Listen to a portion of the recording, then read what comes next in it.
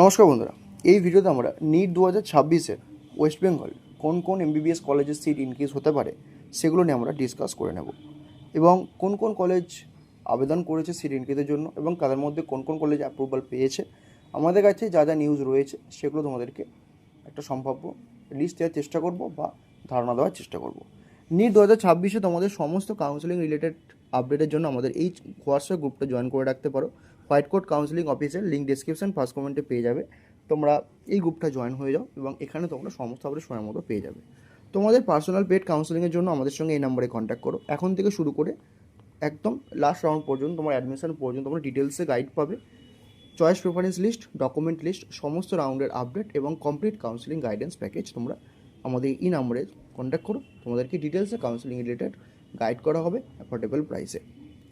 Without bank guarantee admission for management quota candidate and set quota candidate, scholarship program for students for management quota candidate and set quota candidate. এছাড়াও তারা set কোটা বা management কোটা তোমার admission নেবে, তোমাদের কিন্তু admission ফিজের ওপর special আমরা discount কিছু থাকবে তোমাদের, এবং যেটা তোমরা কিন্তু অনেকটা অ্যামাউন্ট তোমরা এখানে সেভ করতে পারবে। আমাদের সঙ্গে এই নাম্বারে কন্ট্যাক্ট করো ডিটেলসে জানার জন্য। চলো তাহলে ভিডিওটা শুরু করা যাক। তোমাদের যা যা কোয়ারিজ ছিল তোমরা আমাদেরকে হোয়াটসঅ্যাপ এবং টেলিগ্রাম গ্রুপে জিজ্ঞাসা করছিল, কেউ কেউ পার্সোনালি মেসেজ করেছিলে যে কোন কোন মেডিকেল কলেজে এমবিবিএস সিট এবছরের জন্য ইনক্রিজ হতে পারে। দেখো, আমাদের ওয়েস্ট বেঙ্গলের যে মেডিকেল কলেজগুলো রয়েছে গভর্নমেন্টে, তাদের কিন্তু কিছু এমবিবিএস কলেজের 125, কিছু 200 এবং কিছু 250, এবং তোমাদের কোনো কোনো মেডিকেল কলেজে যে সিট রয়েছে 100। এই যে 200 মেডিকেল কলেজগুলো রয়েছে, এই 200 মেডিকেল কলেজগুলোর মধ্যে পড়ছে যেমন হচ্ছে মেদিনীপুর, বর্ধমান। এই মেডিকেল কলেজগুলো কিন্তু 250 করার জন্য কিন্তু আবেদন করেছে এবং এনএমসির ভিজিট হয়েছে, এবং এনএমসি ভিজিটের পর কিন্তু এই কলেজগুলোকে দেখা হয়েছে প্রত্যেকটা কলেজের অ্যাকাডেমিক্স, তাদের যে 50 সিট ক্যাপাসিটি ইনক্রিজের জন্য প্রপার এলটিতে বসার জায়গা থাকবে কি না, বা সমস্ত কিছু কারিকুলামের উপর নির্ভর করে হসপিটাল বেড, পেশেন্ট লোড সব কিছু একটা যে 50টা সিট ইনক্রিজের জন্য যেগুলো দরকার হয়ে থাকে সেগুলো প্রপারলি আছে কি না সেটা দেখার পর কিন্তু ইনক্রিজ করা হবে।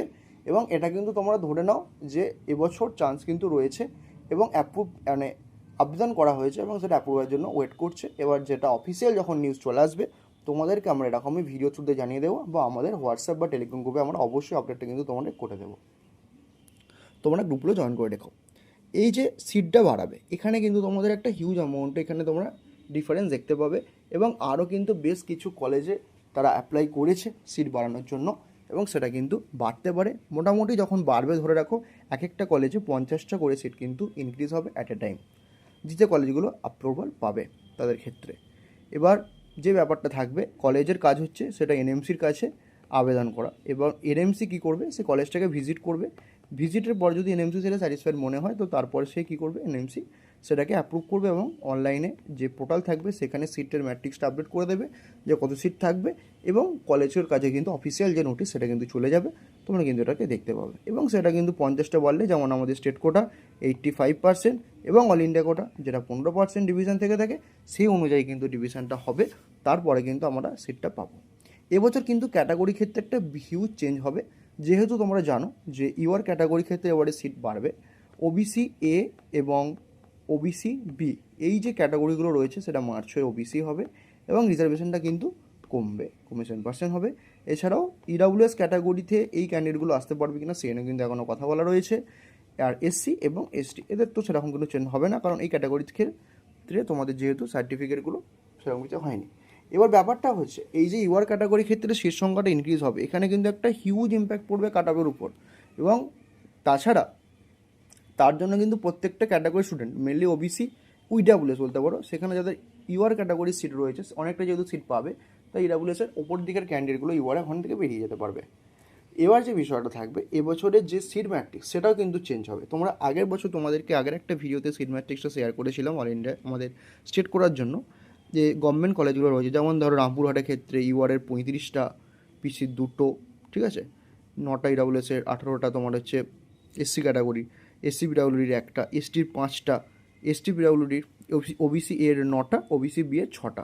এই যে 85টা সিট রয়েছে, এবারে কিন্তু এই সিট ম্যাট্রিক্সের কিন্তু পুরোপুরি চেঞ্জ আসবে, যেহেতু রিজার্ভেশনের ক্রাইটেরিয়াটা রিভাইজড হবে, এবং ওবিসি ক্যাটাগরি ক্ষেত্রে 7% এবং ইউআরের ক্ষেত্রে ওই বাকি 10%টা অ্যাড হবে।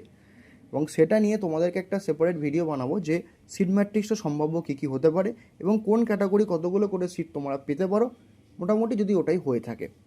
এবং তোমরা এটা নিয়ে একটা নিশ্চিত থাকতে পারো যে তোমাদের কিন্তু এটার উপর একটা কাট আপের উপর একটা ইম্প্যাক্ট পড়বে। তোমরা অনেকে কাট আপ নিয়ে চিন্তিত যে কত কাট আপ এক্সাক্ট যাবে, বিভিন্ন ইনস্টিটিউট তাদের ডাটা পাবলিশ করছে, বিভিন্ন অনলাইন ইনস্টিটিউটগুলো ডাটা পাবলিশ করছে, অফলাইনগুলো ডাটা পাবলিশ করছে। তোমাদের উপর একটা কথাই বলার যে তোমরা যাই হয়ে যাক কারোর প্রেডিকশনের উপর ডিপেন্ড না করে কাউন্সেলিংয়ে পার্টিসিপেট করবে।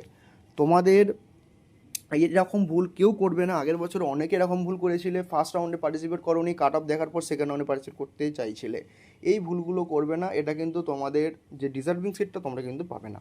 যেই বলুক না কেন তুমি কাট অফের উপর ডিপেন্ড করে কিন্তু কোনোভাবেই কাউন্সেলিংয়ের উপর ডিপেন্ড করবে না, বা কাউন্সেলিংয়ে তুমি বসবে কি বসবে না এই ডিসিশন নেবে না।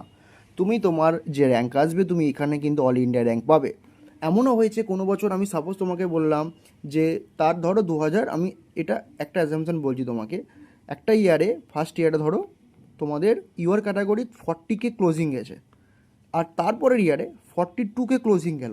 এই যে নেক্সট ইয়ারে 2K র্যাঙ্কের যে ইনক্রিজটা হলো, এটা কিন্তু তখনকার যে সিচুয়েশনের ক্যান্ডিডেট তারা কিন্তু বুঝতে পারেনি। তারা ভেবেছিল আগের ইয়ারে 40K গেছে, তাহলে আমরা কী করে পাবো। কিন্তু যেহেতু অল ইন্ডিয়া র্যাঙ্কের মধ্যে আমাদের ওয়েস্ট বেঙ্গল স্টুডেন্টদের একটা ভাগ রয়েছে, তো সেটা কেউ এক্স্যাক্ট বলতে পারবে না যে এর মধ্যে ওয়েস্ট বেঙ্গল স্টুডেন্টদের ডেন্সিটিটাও কেমনও থাকবে।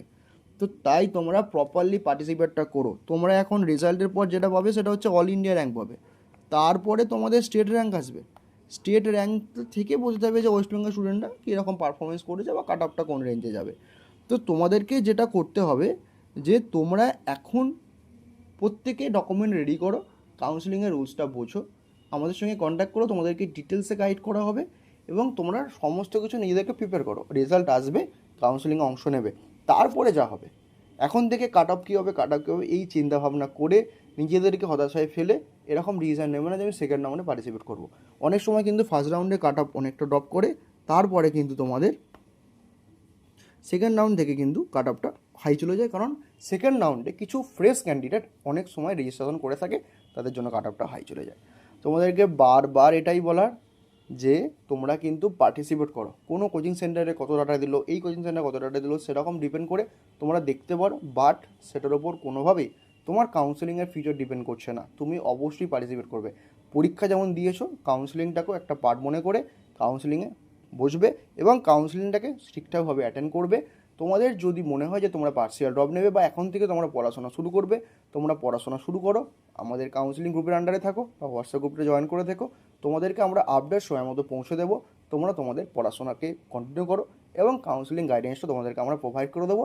কাউন্সেলিংয়ে কখন কী চলছে তোমরা সমস্ত আপডেট পেয়ে যাবে আমাদের থ্রু দিয়ে। তোমরা অবশ্যই কাউন্সেলিংয়ে পার্টিসিপেটটা করো, এরকম ভুল কিন্তু করবে না।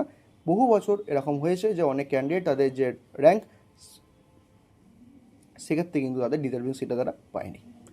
যাই হোক, তোমরা ভিডিও সম্পর্কিত মতামত কমেন্টে জানিও। তোমাদের কোনো জিজ্ঞাসা থাকলে আমাদের এই নাম্বারে হোয়াটসঅ্যাপ করে জিজ্ঞাসা করতে পারো।